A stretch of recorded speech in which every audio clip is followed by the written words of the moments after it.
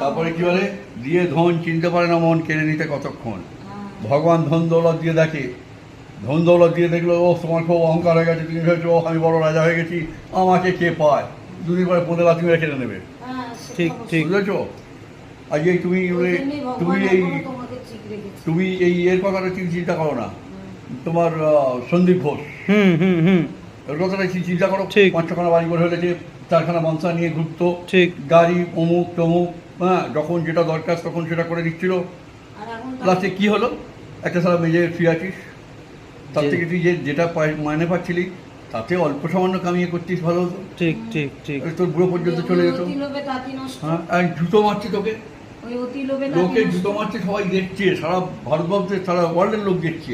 ওই ঠিক। ছবিটা দেখলি তো বোঝে যে জুতো মারছে। কি রইলো তাদের? ওর থেকে সারা ভিখারি অনেক ভালো।